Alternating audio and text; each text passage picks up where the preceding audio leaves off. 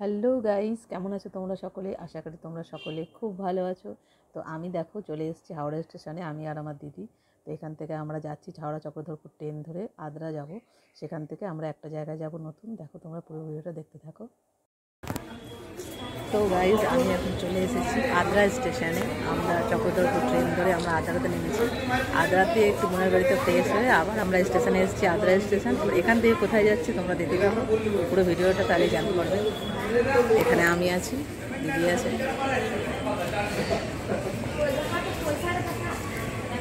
পুরো ভিডিওটা অবশ্যই দেখতে তো আমরা কোথায় যাচ্ছি, আমার সেই পুরোনো দিনের একদম ছোটোবেলাকার জায়গায় যাচ্ছি। গাইস এটা হচ্ছে আদ্রা প্ল্যাটফর্ম, দেখো তো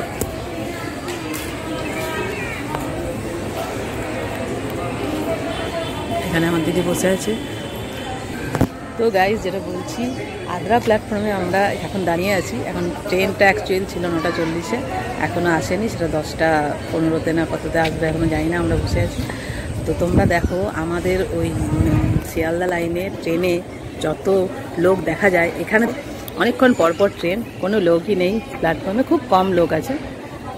এটা মানে গোমো ওইদিকে যাবে, এটা হচ্ছে পুরো পরে আদ্রা থেকে গোমো লোকাল কিছু আছে, সেটাতে আমরা এখন যাব। তো তোমরা দেখতে থাকতো আমরা কোথায় যাচ্ছি। দেখা খুব কম লোক।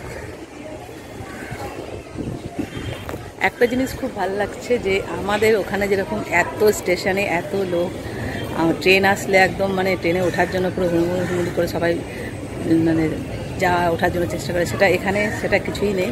এখানে একদম ফাঁকা, খুব ভালো লাগছে আর কি ব্যাপারটা। এটাই ভালো লাগছে যে দেখো পুরো ফাঁকা, এখন ট্রেন আসবে, খুব কমই লোক উঠবে সব। তো তোমরা দেখো। তো গাইস আমরা যেখানে বলছিলাম যাচ্ছি, এখন আমরা ট্রেনে উঠেছি। দেখো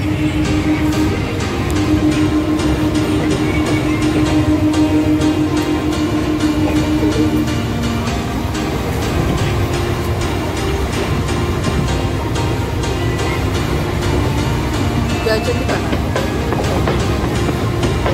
চলে গেল।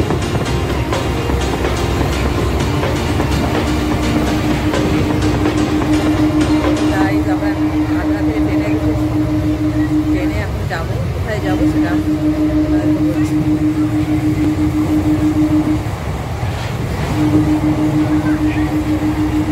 ফাইনালি চলে এসেছি ভোজুটি, যেটা বিহারের।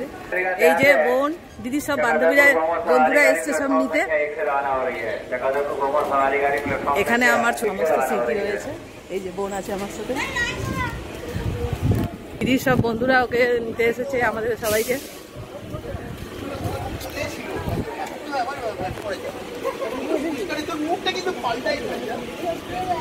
মনে সেম টু সেম আছে। এটা হচ্ছে সেই শিব মন্দির।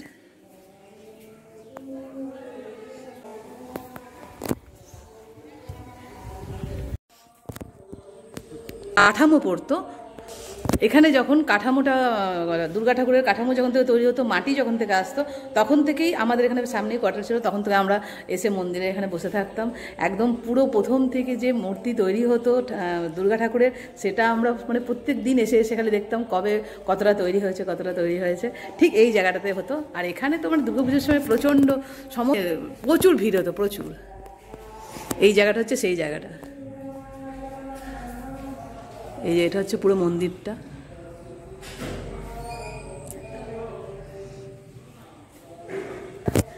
এত ভালো লাগছে সেই পুরনো, যখন আমি এখানে মোটামুটি 1 থেকে ক্লাস 8 পর্যন্ত এখানে পড়াশোনা করেছি।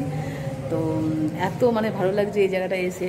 আমি তো মানে ক্লাস 8-এর পরে আমি যখন চলে যাই আমরা আদ্রাতে, তারপরে আর এখানে আসা হয়নি। তারপরে আমি এই এখন আসছি।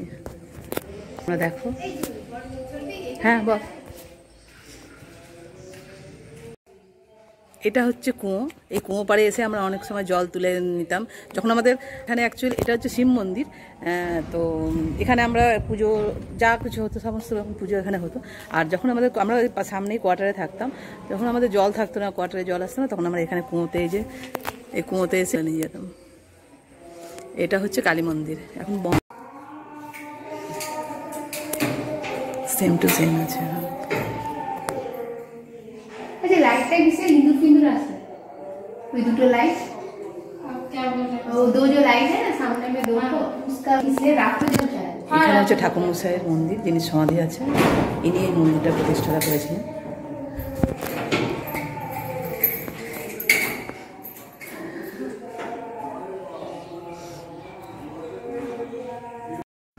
তো গাইজ এই ভিডিওটা এই পর্যন্তই। এর সেকেন্ড পার্ট আসতে চলেছে, তোমরা অবশ্যই পুরো ভিডিওটা দেখবে।